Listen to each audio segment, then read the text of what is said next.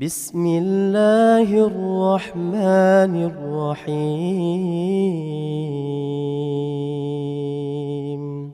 بسم الله الرحمن الرحيم الحمد لله والصلاة والسلام على رسول الله وعلى آله وصحبه وسلم تسليما كثيرا أما بعد. Puji dan syukur senantiasa kita panjatkan kehadirat Allah Jalla wa'ala yang telah berfirman, wa in ta'uddu ni'matallahi la tuhsuha innal insana lazalumun kafar. Dan kalaulah kalian ingin menghitung-hitung akan nikmat Allah atas kalian, la tuhsuha, niscaya kalian tidak akan mampu menghitungnya. Sesungguhnya manusia itu pelaku kezaliman dan kekufuran.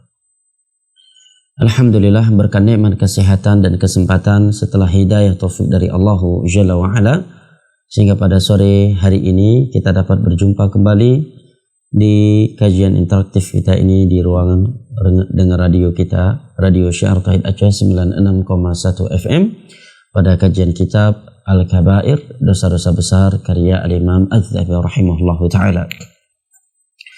Maka kita memohon kepada Allah Jalla wa'ala bi asma'ihil husna, dengan nama-namanya yang maha indah, wa sifatihil ula, dengan sifat-sifat yang maha tinggi, wa bismihil a'zam, dan dengan namanya yang paling agung, yang apabila Allah Jalla wa'ala diminta dengannya Allah akan memenuhinya. Kita memohon kepadanya sebagaimana ia telah mempertemukan kita saat ini di frekuensi 96,1 FM pada acara yang mulia ini, agar kembali mengumpulkan kita ma'an nabiyyin was-siddiqin wasyuhada'i was-salihin wa hasuna ulaika rafiqa, di dalam syurga firdausnya di hari kiamat kala. Amin ya rabbal alamin. Yang kedua, saya ingatkan diri saya pribadi dan segenap sahabat pendengar Radio Syiar Tauhid Aceh 96,1 FM agar berdoa kepada Allah Jalla wa'ala, meminta dan memohon keamanan dan keberkahan untuk negeri kita ini, negeri Indonesia, karena nikmat keamanan tidak kalah besarnya dengan nikmat makanan dan minuman. Allah Jalla wa'ala telah menyebutkannya berbarengan dengan nikmat makanan dan minuman pada firman-Nya, alladzi at'amahum min ju'in wa amanahum min khauf. Dialah yang telah memberikan kepada mereka nikmat keamanan, sebagaimana ialah yang telah memberikan kepada mereka nikmat makanan dan minuman. Mari kita berkontribusi untuk kebaikan dunia dan akhirat kaum muslimin yang ada di negeri kita. Dan mari kita meninggalkan dan menjauhi segala sikap, segala aksi yang hanya membuat suatu negara semakin merugi, semakin terpuruk, yang tidak mendatangkan kebaikan untuk dunia dan akhirat, dan justru membuat dunia dan akhirat suatu bangsa, suatu masyarakat semakin hancur. Dan sebaik-baik petunjuk adalah petunjuknya Rasulullah sallallahu alaihi wasallam. Barakallahu fikum. Baik. Saudara yang tuan cintai dan hormati, ya rahimani wa rahimakumullah. Pada pertemuan yang lalu kita membahas dosa besar yang ke-26, yaitu dosa mendatangi dukun, orang pintar tentunya menurut orang bodoh, ya, dan paranormal. Di sana telah kita ketahui beberapa dalil dari Al-Quranul Karim dan hadis-hadis Nabi sallallahu alaihi wasallam, serta ucapan ulama Islam yang diuraikan oleh Al-Imam Az-Zahabi dalam kitabnya Al-Kabair ini, dan beberapa tambahan dari saya yang menerangkan kepada kita beberapa poin. Ini perlu saya ulangi kembali secara ringkas karena ini perkara yang sangat penting, ya, dan sangat fatal orang yang jatuh ke dalamnya. Bersamaan itu tidak sedikit kita melihat dari masyarakat kita melakukannya. Yang pertama, orang yang mendatangi dukun, paranormal, tukang sihir, dan percaya kepada ucapan mereka karena meyakini mereka mengetahui perkara gaib, maka orang yang seperti ini batal Islam, murtad hukumnya. Kalau dia mau masuk Islam kembali, dia harus mengucapkan 2 syahadat kembali, dan dia harus bertobat kepada Allah Jalla wa'ala. Beberapa dalilnya telah kita ketahui di pertemuan yang lalu di antaranya adalah sabda Nabi SAW, "Man ata kahinan aw arrafan fasaddaqahu bima yaqul faqad kafara bima unzila ala Muhammad." Barang siapa yang mendatangi dukun atau orang pintar, tentunya menurut orang bodoh, kemudian membenarkan apa yang dia ucapkan, apa yang dia beritakan, maka sungguh dia telah kufur terhadap wahyu yang diturunkan kepada Nabi Muhammad SAW.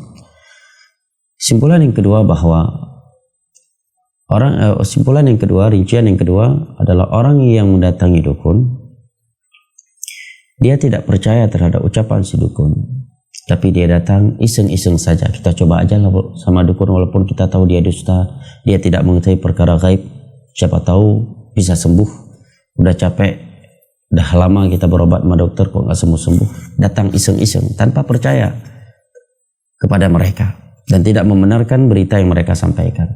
Orang yang seperti ini tidak kufur, tidak batal Islamnya, tetapi dia telah melakukan dosa besar yang menyebabkan salat yang ia lakukan selama 40 hari dan 40 malam tidak berpahala di sisi Allah Jalla wa'ala sekalipun sah. Karena Nabi SAW bersabda, "Man ata kahinan aw arrafan lam tuqbal salatuhu 40 lailah." Barang siapa yang mendatangi dukun atau orang pintar, tentunya menurut orang bodoh, maka tidak akan diterima salatnya selama 40 hari atau 40 malam. Hadis dalam Sahih Muslim.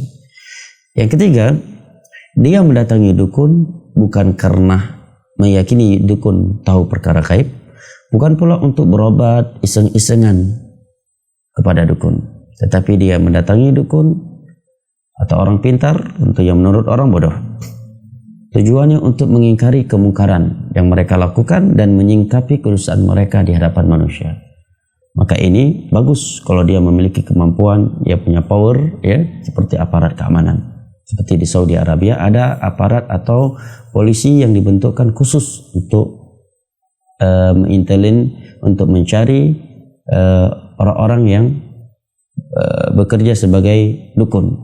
Ya, kemudian mereka ditangkap dan diterapkan kepada mereka hukum syar'i, hukum had. Nah, yang keempat, ini sebuah rincian yang sebagian ulama menyebutkannya, di antara mereka Syekh Saleh Al-Syekh dalam kitab At-Tamhid, syarah kitab Tauhid, di pembahasan ini dia datang ke dukun tanpa meyakini dukun itu mengetahui perkara gaib, tetapi dia mendatangi mereka dan percaya dengan ucapan mereka bukan karena dia meyakini mereka mengetahui perkara gaib, tetapi karena dia tahu bahwa setiap dukun bermain dengan jin, dan jin telah diberitakan oleh Rasulullah SAW mereka saling bertumpu-tumpu dari si bumi sampai ke langit, mencari-cari atau mencuri berita langit yang ada di antara para malaikat, yang terkadang mereka mendapatkannya, kemudian mereka menyampaikan kepada jin-jin berikutnya sampai ke jin paling bawah, sampai ke dukun yang setiap mereka membubui dengan 100 kedosaan, dan terkadang mereka tidak memperolehnya karena duluan dilempar dengan meteor, bintang, oleh para malaikat yang menjaga langit.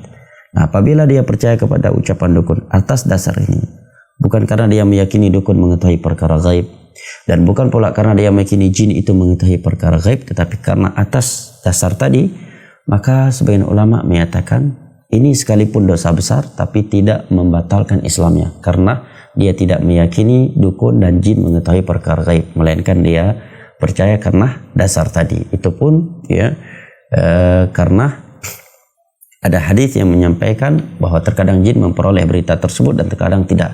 Dan setelah mereka memperolehnya, mereka mencampurinya dengan 100 kedustaan. Artinya tetap dosa besar, tapi tidak sampai membatalkan Islamnya. Ya, sebagian ulama ada yang merinci demikian. Nah, di antara mereka adalah Syekh Saleh Al-Syekh dalam kitab At-Tamhid, syarah kitab Tauhid, di pembahasan ini. Baik, barakallahu fikum. Kemudian kesimpulan yang lainnya, ini perlu saya sebutkan ulang karena ini hal yang sangat banyak terjadi di kalangan masyarakat kita, yaitu al-khurafat. Di antara hal yang beliau singgung di sini dan juga oleh Syekh Muhammad bin Shalih Al-Utsaimin yang mensyarah pembahasan ini adalah mengadu nasib, beranggapan sial, beranggapan malang dengan nama suatu kejadian, suatu waktu atau tempat. Ini adalah salah satu dari cabang kesyirikan atau cabang perdukunan, cabang sihir. Anak-anaknya perdukunan, anak-anaknya ilmu perdukunan ini. Ini disebut oleh Nabi SAW sebagai at-tathayyur. Di antaranya ada yang berhukum syirik besar dan bisa menjadi syirik kecil.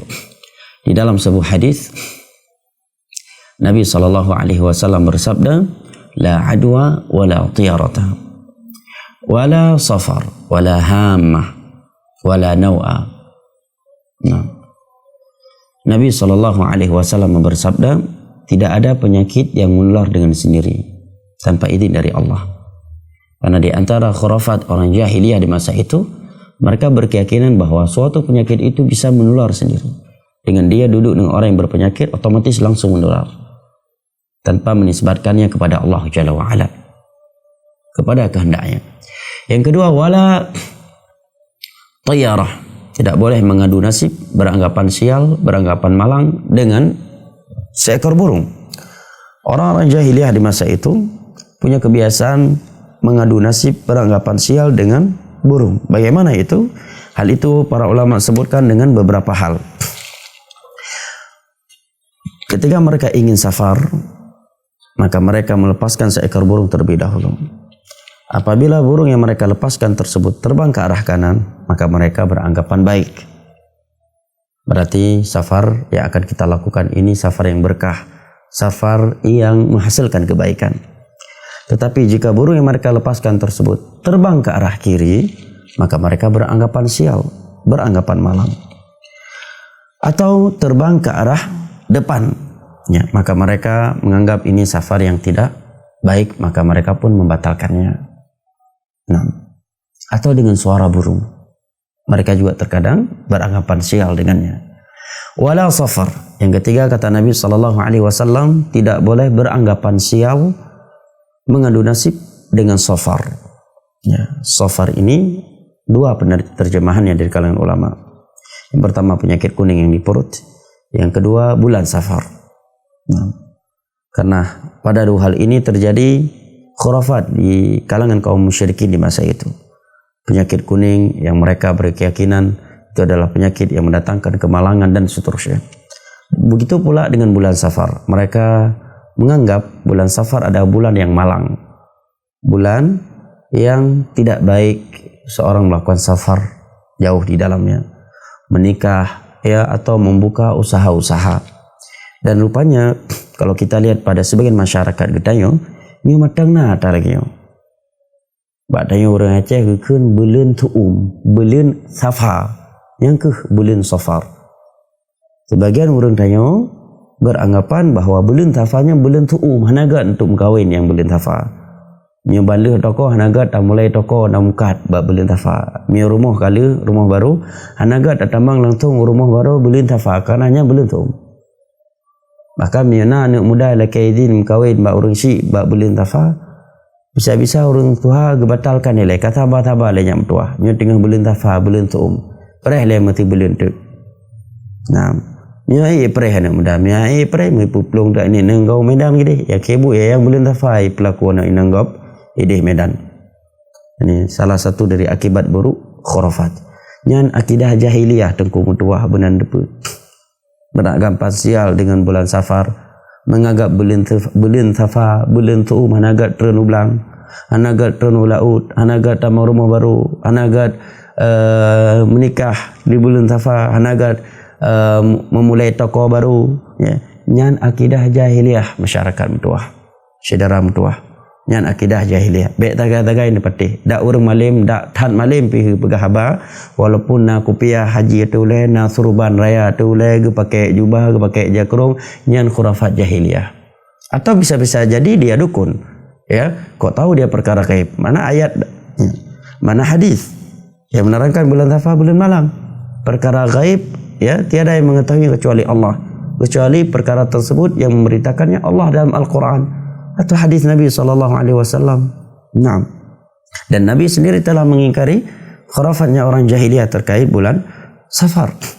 Nabi SAW juga bersabda setelah itu, wala hammah, tidak boleh beranggapan sial dengan burung hantu. Di antara khurafat dan kesyirikan orang jahiliyah di masa itu adalah mereka beranggapan sial, beranggapan malang tatkala ada burung hantu yang singgah di sebuah rumah mereka. Maka langsung khawatir, menganggap akan ada orang yang mati atau musibah besar dalam rumah itu. Rupa haji atayo matangna bak bagian urang tayo. Ya. Meyona burung hantu ipiyo bak tabah rumahnya gepelit ube na tenaga gepelit. Ya ge baik tampik na orang mati atau musibah raya yang rumahnya. Wala nawa, dan tidak boleh, yang berikutnya kata Nabi, tidak boleh menjadikan bintang atau posisi suatu bintang sebagai sebab turunnya hujan. Karena di antara khurafat jahiliyah di masa itu, mereka beranggapan atau menjadikan posisi suatu bintang sebagai sebab turunnya hujan.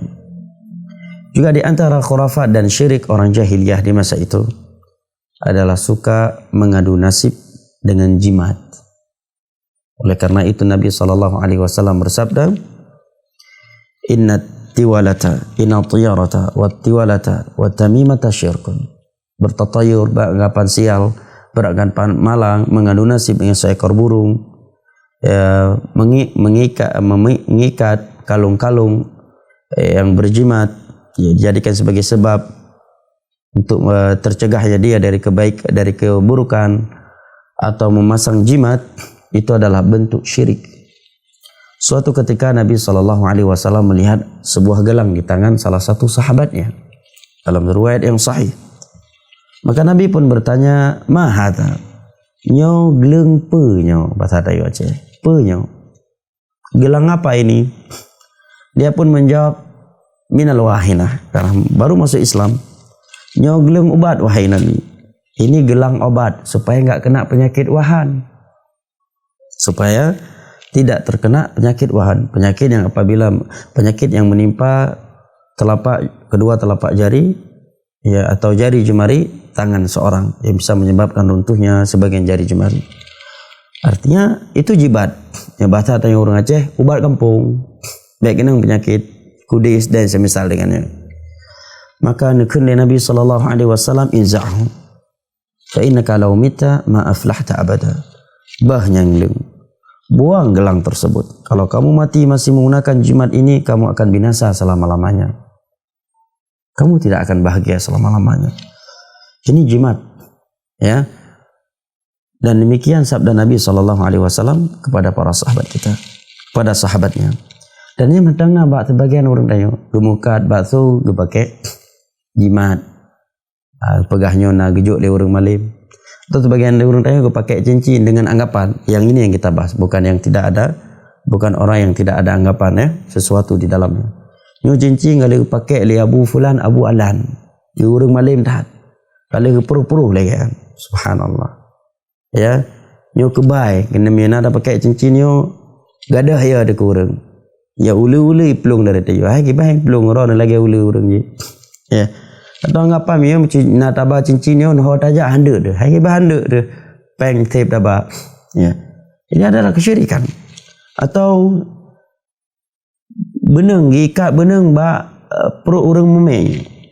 Ada ikatan benang pada pinggang wanita hamil supaya tidak gugur, supaya berjalan lancar persalinannya, agar janinnya tidak diganggu dan seterusnya. Ini jimat, ini syirik.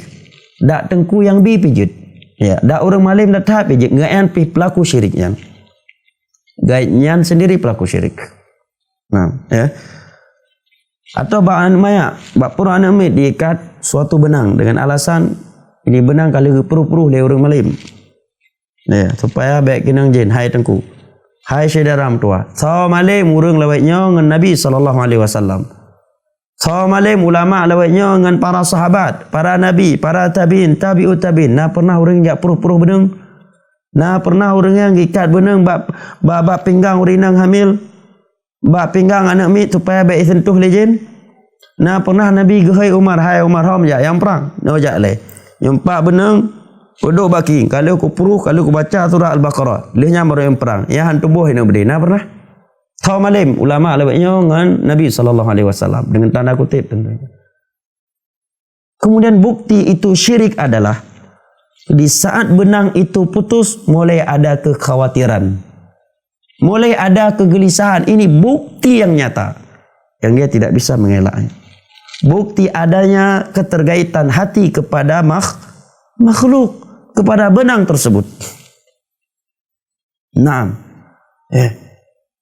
Bahkan sebagian orang menjadikan hal itu, profesi tersebut sebagai kanat bu, sumber ekonomi, sumber uang.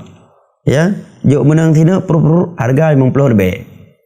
Manti orang nanti puluh orang jak laki benang kan, padum kapeng, padum 10 kali 50 kali 500 lebih. 500 ribu Ustaz. 500 lebih kali di bulan padum kano pri? Kas juta setengah. Juta tengah kali di tahun. Beres. Masya Allah, itu kasih top kredit motor kan tak atau kredit Honda tak apa. Maka jika pegah ayu hana masalah ayo kau orang malim yang perlu yang tak perlu pi Al-Quran. Hai, sama malim draw dengan Nabi. Sama malim draw dengan Abu Bakar. Sama malim draw dengan Umar. Sayyiduna Ali, Sayyiduna Uthman. 4 imam mazhab. Nah pernah orang yang perlu benang. Lu perlu benang kejo you pasang baki ingan amit, you pasang bak perut urinang yang tengah hamil. Ron lebih malam ngorangnya yang 4 dalil na lagi kan. Dan pakan harus ibabah ron hanya ibabah limi alasan Al-Quran mandu orang je baca Al-Quran pakan pacih meceh bak ron tadi. Bena pengen masyarakat taubat kepada Allah Subhanahu wa taala. Ya, bertobatlah kepada Allah dan itu uang yang asal anda ambil dari ritual syirik tadi, uang yang haram. Bertobat kepada Allah, takut mati. Kita tidak kekal hidup di dunia ini. Uang yang kita hasilkan, hasil tipu menipu, apalagi mengatasnamakan agama Allah, itu akan dihisab oleh Allah. Akan dihisab oleh Allah. Karena kita takut kepada Allah Jalla wa'ala. Ya. Kematian dan kehidupan kita di tangan Allah. Dan kematian datang tidak pernah diprediksi. Hendaknya kita bertobat dari menipu masyarakat kita sebelum malaikat maut datang mencabut nyawa kita. Nah, di antara kesyirikan dan khurafat orang jahiliyah di masa itu adalah beranggapan sial dengan bulan Syawal. Mereka menganggap bulan Syawal bulan sial untuk pernikahan. Maka burungnya miu bahasa tayo orang Aceh buat teh yang hitam kawin bak bulan Syawal. Cukup ya. Mereka betul-betul takut menikah di bulan Syawal karena khawatir akan sial. Nyan. Mami orang tayo bak bulan Syawal kahanali alhamdulillah. Yang lontuan depu tapi bak bulan Safar nya matangna bak terbagi masyarakat ayo. Maka dengan sengaja Nabi SAW menikahi Aisyah di bulan Syawal. Hana sial. Nanti dumurum kawin bak bulan Safar hana sial. Hana sial. Gak rumah tangga na orang kawin ideh Mekah yang kawin. Ideh akad bak umrah, pahit umrah dan haji di luar ihram tentunya. Ketika tidak ihram. Tapi rumah tangga malang sial rumah tangga hana sakinah mawaddah rahmah pakan karena tidak dibimbing oleh ilmu agama. Nah orang yang belum tafahim kawin, yang pegah sebagai orang malim belum suum, yang belum tafahim kawin. Tenang udip karena bertakwa kepada Allah Jalla wa'ala. Nah, di antara khurafat orang jahiliyah pula, mereka suka beranggapan sial dengan nama. Ya, ini nama kurang bagus. Ini nama sebab dia sakit dan semisal dengannya. Nyampi matangna baru tengok. Nyonan gehentak ke pegah li urang malim. Ke pegah li tengku, ke pegah li pak ustaz, ke pegah li pak ke nyonan gehentak. Tagan to gede nai pedangan tonan Muhammad pak hidup gehen, pedabuhanan Roger gede bek gehentak. Ha? Babaknan hidup. Nasib, subhanallah. Memang agama menganjurkan kita untuk memberi nama yang baik. Tapi beranggapan nanyo nan gehan gara-gara nanyo nya jitruk penyakit.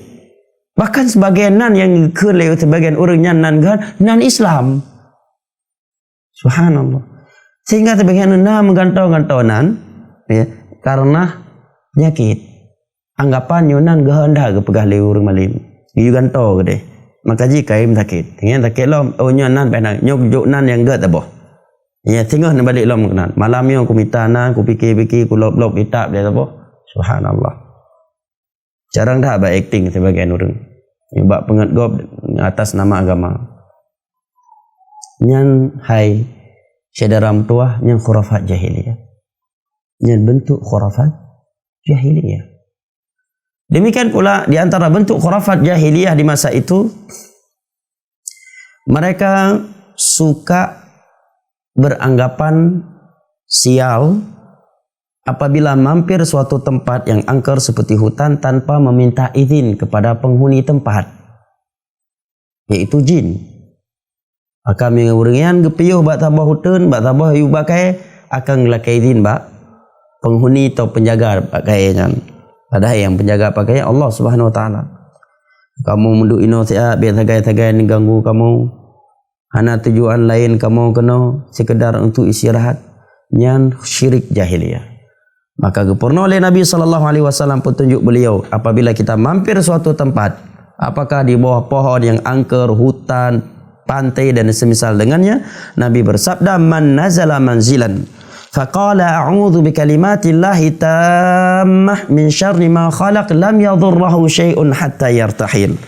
Barang siapa yang mampir suatu tempat, kemudian dia mengucapkan doa zikir a'udzu bikalimatillahi tammah min syarri ma khalaq. Yo abu-abu metuah, umi-umi metuah dan saudara yang lon tuan cintai dan hormati, usahakan menghafal doanya. Nyo tameng yang luar biasa dari agama ke tayo untuk tayo, dan hendaknya tak hafal ba anak keturunan tayo. Gepegah oleh Nabi, barang siapa yang mampir suatu tempat dan dibaca doanya, zikirnya, ya Allah aku memohon perlindungan kepadamu dengan kalimat-kalimatmu yang sempurna dari segala kejelekan, maka tiada suatu kejelekan yang akan membahayakannya sampai dia meninggalkan tempat tersebut. Hana perle jimat, hana perle rombate lehenu ilai baru tamang. Sebagian kampung minat tamu yoti yang bak zikir atau yu bamplah meroman batal lehenu teng teng teng tu geraham dalam leher baru je tamang. Ya yang deh kinang penget. Ya yang deh kinang penget. Nyo ke ya ke le orang tua jamun ya yang deh kinang penget. Ya. Atau lakai izin lai taat, tegelam tamang, tegelam du. Kalau ke orang yang hana waras, hana akai. Nah, memang betul kata orang yang jatuh ke dalam bab syirik, tidak paham tauhid, banyak kontradiksi pada dirinya. Aksi-aksi atau sikap-sikap yang akal sehat saja mengingkarinya. Bagi orang menurut tamang utun, kupat saya ram batai lehenu gedang gerham lem dua lehega. Karena petunjuk khusus dari Nabi. Bacakan doa a'udzu bikalimatillahi tammah min syarri ma khalaq lam yadhurruhu syai'un hatta yartahil. Maka tiada sesuatu yang dapat membahayakan dia sampai dia meninggalkan tempat tersebut. Ana payah tayak sembah-sembah bak kayan tadi. Ya. Dak na jin dak rayat hak jin na yah jin jinainan, yah jin jinainan. Dia makhluk Allah Subhanahu Wa Taala. Jin, setan, iblis tidak mampu melakukan sesuatu kecuali di bawah kehendak Allah, kecuali dengan izin Allah Subhanahu Wa Taala. Bangsa jin dan bangsa manusia adalah makhluk yang diciptakan oleh Allah untuk menyembah Allah. Mereka dijanji dengan syurga jika taat kepada Allah, dan mereka diancam dengan neraka kalau mereka bermaksiat kepada Allah Jalla wa Ala. La'amla'anna jahannam minal jinnati wan nasi ajma'in. Dan ada lagi yang mantang jai dak tahan bagai orang dayo. Di antara haji mio jak tamang rumah atau jak bak urang bak rumah yang na urang mume dalam naurina yang hamil belum jak malam ro nya hanya tambang ile. Nyo payah ngam bahasa Aceh ngam menyu mecut. Nya hanya tambang ile. Duk le luar mai tengah jam mesti jam putar-putar baru tambang lian. Bahasa Indonesianya, sebagian masyarakat ada anggapan ya nyo ceramah orayo leboh bahasa Arab, bahasa Indonesia, bahasa Aceh. Ya. Artinya sebagian masyarakat kita, sebagian masyarakat ada anggapan kalau kita bertamu atau pergi ke keluarga, ke rumah keluarga yang di dalamnya ada wanita yang sedang hamil, Ya. Maka dianjurkan apalagi di malam hari agar tidak langsung masuk ke rumahnya, tapi hendaknya dia duduk dulu di luar atau bergerak jalan-jalan sedikit di luar selama beberapa menit dan seterusnya. Khawatir ada jin yang ikut masuk. Subhanallah. Ini agapan. Jin pun hanya damang rek jendela, payah rak-rak ni betom. Nami damang tirai pun deh kalian lepa rumah. Ya, la haula wala quwata billah. Ada doa lain Nabi menyampaikan kepada kita, barang siapa yang menutup pintu rumahnya dengan bismillah, tiada syaitan, maka syaitan akan saling berkata kepada mereka, la mabita lakum, tiada kesempatan untuk kita tidur di dalamnya. Apabila salah satu di antara kalian makan mengucapkan bismillah, maka mereka menyatakan la ta'ama lana, tiada kesempatan untuk kita mengganggu makanannya. Demikian juga apabila apabila pasangan suami istri yang hendak melakukan hubungan pasangan suami istri, hubungan badan, mengucapkan doa bismikallahumma jannibna syaitan wa jannibna syaitan ma razaqtana, maka kemudian kemudian Allah berkahi hubungan mereka tersebut dan menghasilkan seorang anak, maka anak yang lahir dari hubungan malam tersebut lam yadhurruhu syaitanu ba'du, maka syaitan tidak akan mengganggu, membahayakan anak tersebut. Nabi juga bersabda, inna syaitana yanfiru min baiti alladhi tuqra'u fihi suratul Baqarah. Syaitan akan lari dari sebuah rumah yang dibacakan di dalam surat Al-Baqarah. Hendak mencih dari dia putar-putar luar rumah tengah jam. Nya urang bangai langian. Ya. Yang pubuknya urang bangai, yang bifatwa lebih bangai lom atau orang pengagap. Ya. Bajino aci dah fikir dengan akal hat. Okeylah mionyan sebab hanya tamang jin. Taja rumah di dalam jin orang mume baiklah tamang ju supaya baik tamang jin. Tapi orang di dalam rumah itu mayang tahan, baca Al-Quran tahan. Ya, petunjuk Nabi yang dengannya syaitan tidak bisa mengganggu mereka, tidak mereka realisasikan. Mungkin jin hanya dalam, dak hanya dapat tamang dia ketika table je ini dalam. Naam, ya. Ini khurafat. Ini akidah yang rusak. Di antaranya juga adalah beranggapan akan kedatangan tamu kalau datang atau masuk kupu-kupu. Biasanya di malam hari seringnya anggapan ini. Kalau masuk kupu-kupu ke dalam rumah, sebagian masyarakat kita beranggapan akan kedatangan tamu sebentar lagi. Kalau kupu-kupunya besar, berarti tamu yang akan datang besar. Ya. Kalau kupu-kupunya kecil, berarti tamu yang akan datang kecil. Ini bahasa Aceh, ijak kang kupu-kupu bahasa Aceh apa? Bambang. Peruk bambang rumah bak malam uro. Oh nyo karap peruk jami tu. Raya bambang sang nyo miukan Pak Camat sang, Pak pejabat teruk sang. Nyo kupu-kupu agak sengit-sengit bacut nyo panina sang urang jak ya leke utang sang. Ya. Yang syirik hayai sedaram tuah. Khurafat. Ni, di antara kesyirikan khurafat yang masih ada pada sebagian masyarakat kita di hari ini, dan ini seringnya pada anak muda, adalah zodiak. Ya, ilmu nujum, ilmu perbintangan, mengadu nasib, menebak nasib dengan bintang. Oh, dia ini lahirnya di bintang Aries. Aries ya? Aries. Calon kamu siapa? Dia di bintang Scorpio. Scorpio enggak cocok sama Aries, cocoknya mantau.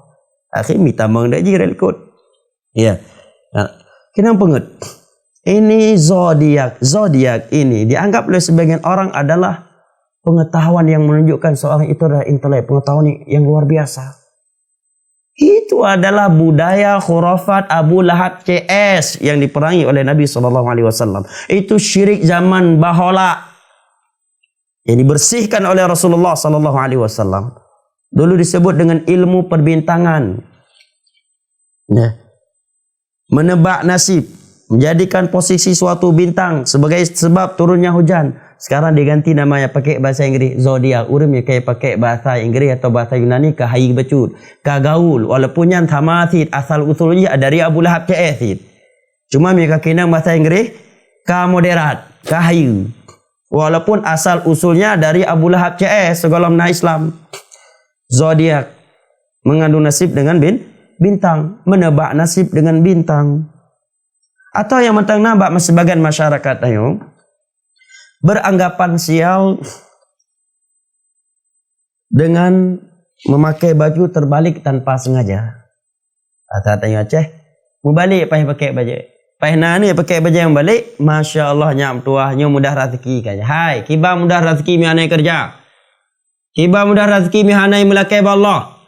Kiba mudah rezeki mi hana bertakwa kepada Allah.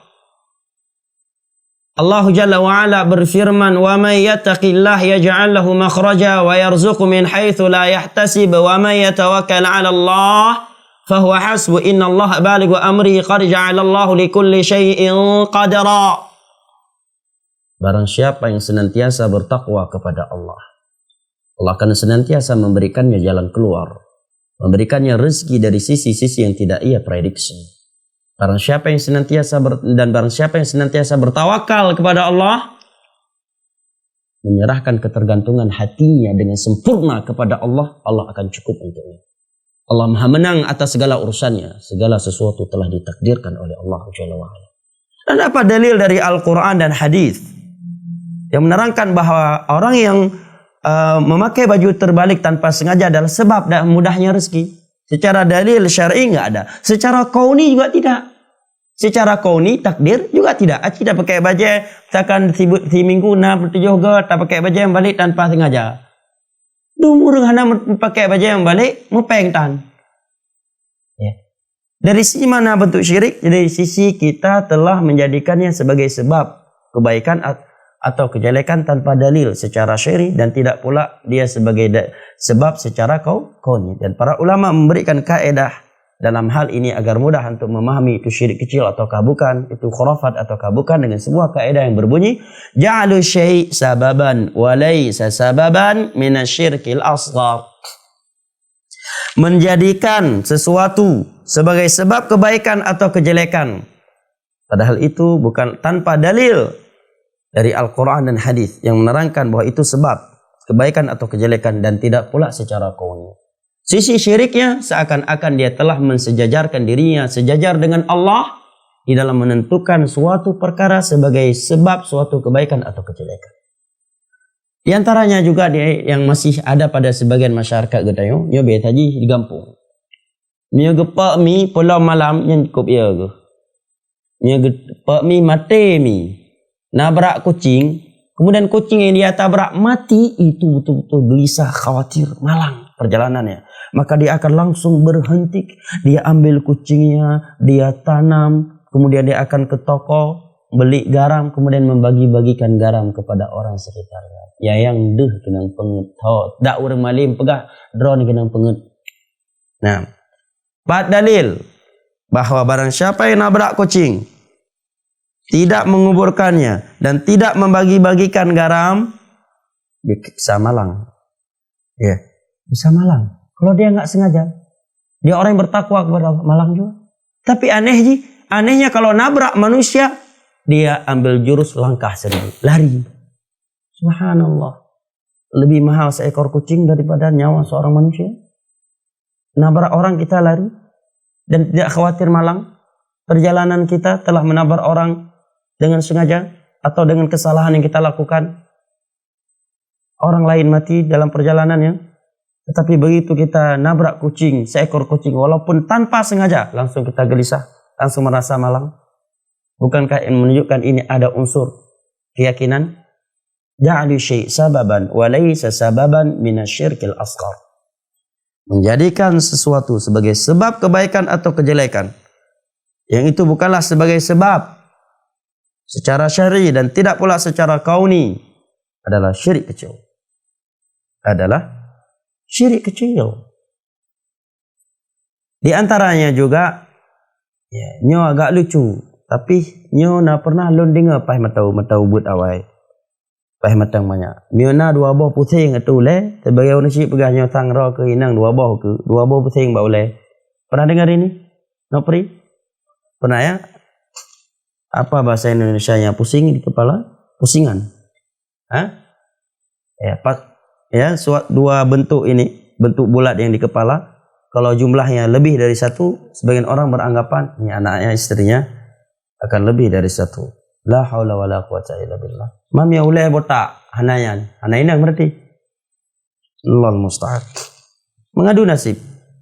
Ya, menebak nasib dengan sesuatu. Ya. Atau menjadikan suatu ritual semburan, ya, menggunakan air, beras, dedaunan, ya. Kemudian dicampur. Kemudian yang dilakukan oleh orang yang khusus dianggap urang malim, orang yang malim, kemudian disemburkan ke rumah baru, ke mobil baru, ke motor baru, ke sawah, kepada hewan kurban, ya. Kemudian daunan tersebut nanti disisakan di pintu rumah, ya, di mobil sampai kering, tidak boleh dibuang. Ini banyak penyimpangan di dalamnya. Dari sisi akidah, dari sisi ibadah, dan dari sisi akhlak. Dari sisi akidah, kalau dia menganggap ritual tersebut sebagai sebab berkah, di mana kalau dia masuk rumah tanpa melakukan ritual tersebut, ya, rumahnya akan malang, akan sial, dan akan berkah. Kalau dia melakukannya, ini syirik kecil. Ini syirik kecil. Ya, ini adalah syirik kecil. Tapi kalau dia menganggap benda-benda tadi dengan sendirinya bisa mendatangkan kebaikan dan kejelekan selain Allah, ini syirik besar karena ada menganggap khalik selain Allah. Dan kebanyakan yang melakukannya ada unsur anggapan itu adalah sebab berkah. Buktinya sebagian orang nggak berani masuk rumah baru kalau belum melakukan ritual itu. Nggak berani menggunakan mobil baru kalau belum melakukan ritual itu. Kalau mobilnya insiden lalu lintas, dia nggak berani memakai mobil yang sudah tabrakan tersebut, kendaraan yang sudah tabrakan tersebut kalau belum melakukan ritual itu. Dia nggak berani, dia merasa pernikahannya akan malang kalau di perlaminan tidak ada semburan-semburan pada ritual dengan ritual tersebut. Ya, khawatir jabatannya tidak kokoh kalau belum dilakukan ritual tersebut oleh orang-orang tertentu. Ini menunjukkan ada ketergantungan hati kepada ritual itu. Menunjukkan dia menjadikan ritual tersebut sebagai sebab keberkahan. Sementara ritual tersebut tidak ditunjukkan oleh dalil dari Al-Quran dan hadis sebagai sebab keberkahan, dan tidak pula secara kauni. Betapa banyak mobil hancur tabrakan baru sementara ia baru 2-3 jam liput sejuk. Baru padu minit kinang bersejuk pam apa. Om bersejuk depa. Ya. Bahkan orang-orang yang bersejuk yang depa luar. Berarti secara kauni itu bukan sebab keberkahan yang menjaga kita. Secara dalil juga jelas tidak ada. Dari sisi mana kita menjadikannya sebagai sebab keberkahan? Ada yang berdalilnya kayak itu hadis.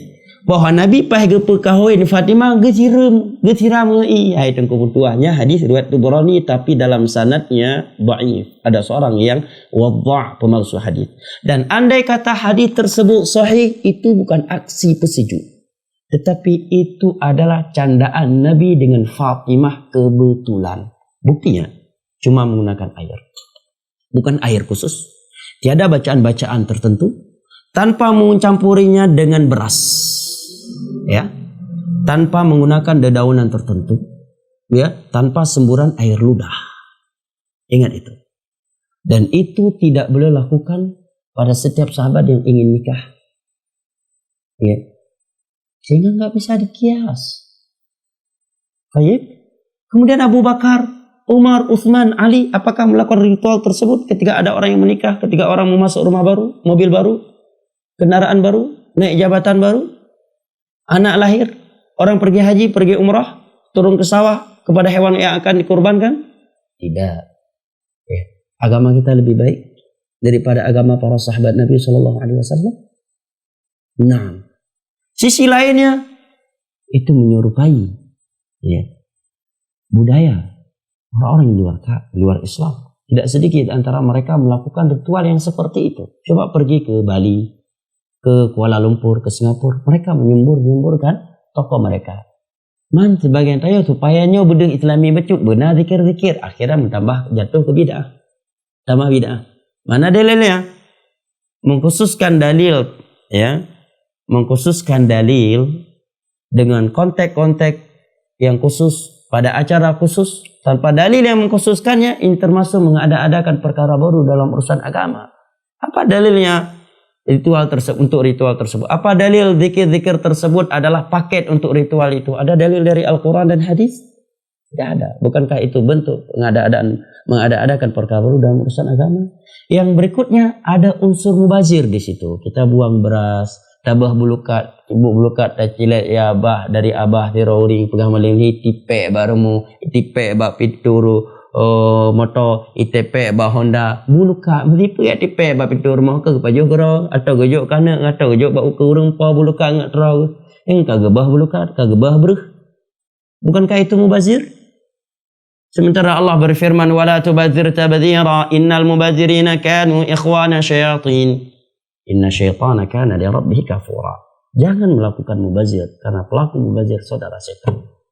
Mari kita hentikan TBC, tahayul bidah syirik. Karena TBC, tahayul bidah syirik bukan dari Islam sedikit pun. Dan umat ini akan selalu berada dalam keburukan, keterpurukan, dan kehinaan serta kerendahan selama mereka masih menderita penyakit TBC, tahayul bidah syirik. Umat ini tidak akan jaya dunia akhiratnya, tidak akan pernah menang kecuali mereka bersih dari penyakit TBC, tahayul bidah syirik. Mereka menang, mereka akan jaya, mereka akan mulia dengan tauhid, berpegang teguh dengan sunnah Rasulullah sallallahu alaihi wasallam dan mengikuti petunjuk ulama salaf di dalam beragama. Barakallahu fikum. Kiranya ini yang dapat saya sampaikan pada pertemuan pertemuan sore hari ini. Lebih dan kurangnya Tuhan mohon maaf. Saya akhiri dengan mengulangi kembali sebuah kaidah agar kita mudah memahami bab syirik dalam bab ini, syirik dalam hal-hal yang seperti ini. Ja'lu syai' sababan wa laysa sababan minasyirkil asghar. Menjadikan sesuatu sebagai sebab kebaikan atau kejelekan tanpa dalil dari Al-Quran dan hadis, dan itu juga bukan sebagai sebab secara kauni, ya, adalah syirik kecil karena secara tidak langsung dia telah mensejajarkan dirinya sejajar dengan Allah di dalam menentukan atau menunjukkan suatu perkara sebagai sebab suatu kebaikan atau kejelekan. Barakallahu fikum. Semoga yang tanya kaji pada uronyo bermanfaat dan insyaallah taala pada pertemuan mendatang mioma taudib akan kita lanjutkan pembahasan dengan pembahasan dosa ke-47 yaitu dosa besar wanita membangkang bermaksiat kepada suaminya. Barakallahu fikum. Sallallahu ala nabiyina Muhammad wa ala alihi wa sahbihi wasallam. Wa akhiru da'wana alhamdulillahi rabbil alamin. Subhanakallahumma wa bihamdik asyhadu an la ilaha illa anta astaghfiruka wa atubu ilaik. Wassalamu alaikum warahmatullahi wabarakatuh.